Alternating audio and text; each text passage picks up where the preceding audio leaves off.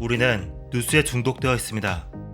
어느 순간부터 하루에 수십 개의 뉴스를 보고 있죠. 전국 각지에서 일어난 사건과 사고, 막말로 논란이 되고 있는 정치인, A 국가 대통령과 B 국가 대통령의 만남 등 수많은 뉴스가 들려옵니다. 우리는 별 생각 없이 뉴스를 보면서 세상을 이해하고 있다는 착각에 빠져듭니다. 과연 우리는 뉴스를 통해 세상을 더 깊이 알 수 있을까요? 뉴스는 우리의 삶에 얼마나 도움되고 있을까요? 아마 여러분도 하루에 적으면 20분, 길면 1시간 이상 기사를 보는데 시간을 쓰고 있을 겁니다. 습관적으로 포털 사이트에 들어가 뉴스를 보고 있다면 이 영상이 여러분의 시간과 집중력을 아껴줄 겁니다. 퓨 리서치 센터의 조사 결과에 따르면 사람들의 하루 뉴스 시청 시간은 58분에서 96분이라고 합니다. 실제로 낭비되는 시간은 더 큽니다. 뉴스를 보다가 다시 일에 집중하려면 전환 시간이 필요합니다. 사건, 사고 뉴스를 보면서 느낀 분노, 걱정 등을 소화할 시간이 필요하죠.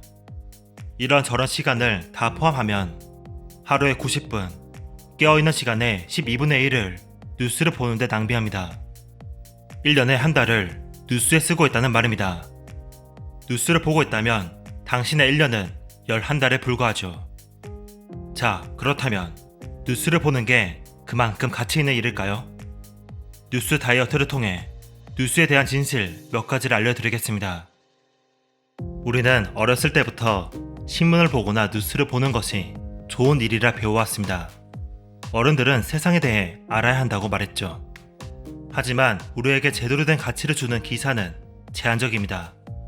우리가 흔히 볼 수 있는 랭킹에 들어가 있는 뉴스들은 대부분 그저 팩트만 전달할 뿐 세상을 깊이 이해하는 데 필요한 인사이트는 제공해주지 못합니다.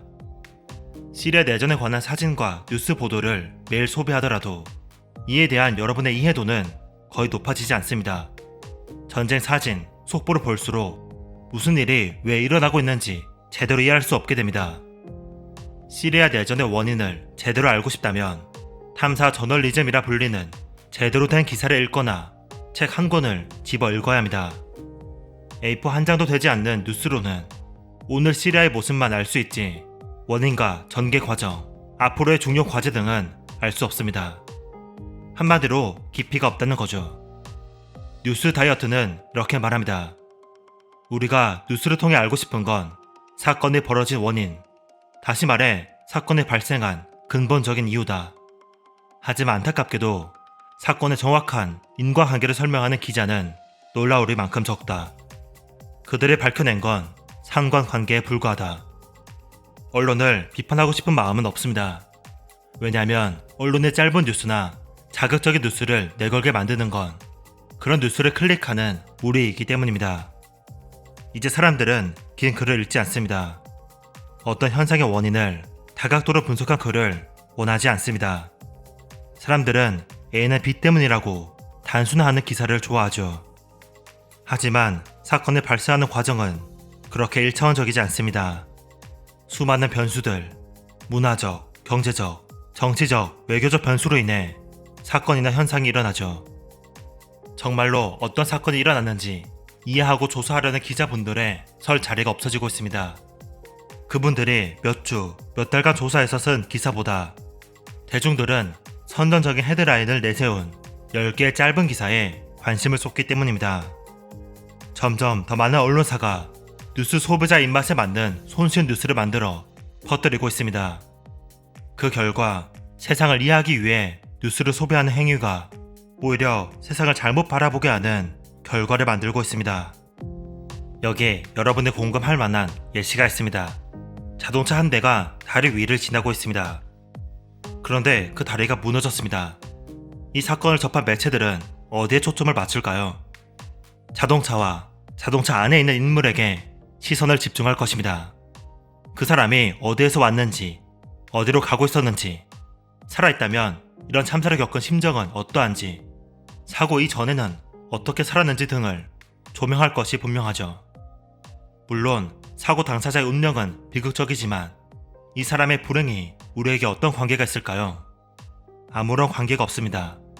실제로 우리에게 중요한 것은 바로 다리입니다. 우리는 다리의 구조적 안전성에 주목해야 합니다. 붕괴한 다리와 설계 구조나 건축 자재가 같은 다리가 또 있는지, 그렇다면 그 다리들은 어디에 있으며 현재 상태는 어떠한지를 알아야 하죠.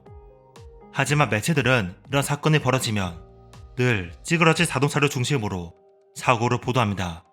이유가 뭘까요? 찌그러진 자동차의 모습이 조회수를 끌어모으기 때문입니다.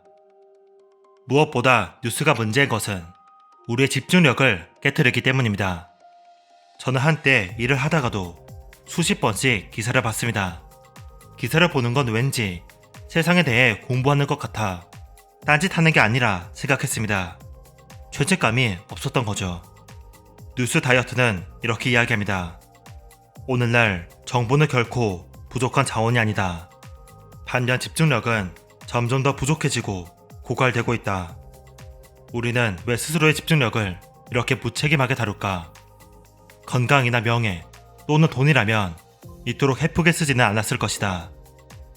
뉴스를 끊어야 한다는 조언은 뉴스 다이어트 뿐만 아니라 나는 4시간만 일한다에서도 나옵니다.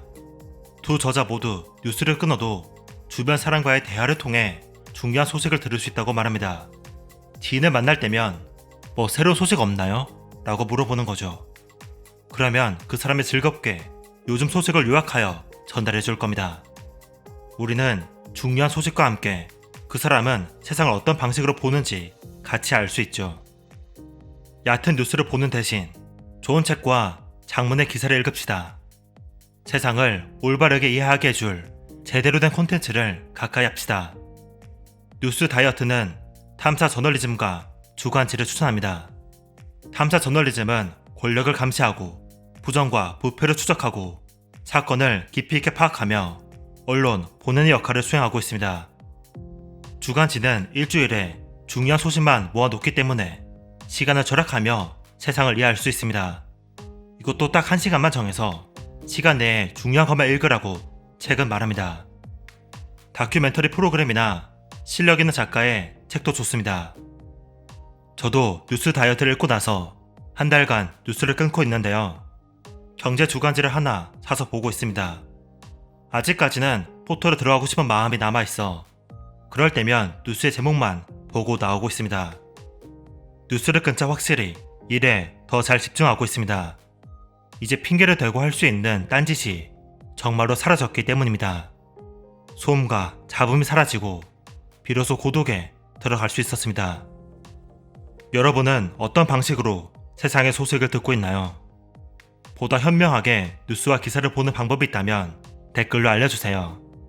깊이 있는 주간지나 매체가 있다면 추천해주시면 정말 감사하겠습니다. 불필요한 뉴스 소비를 줄이고 우리의 가장 소중한 자산인 시간과 집중력을 보존합시다. 책그림이었습니다.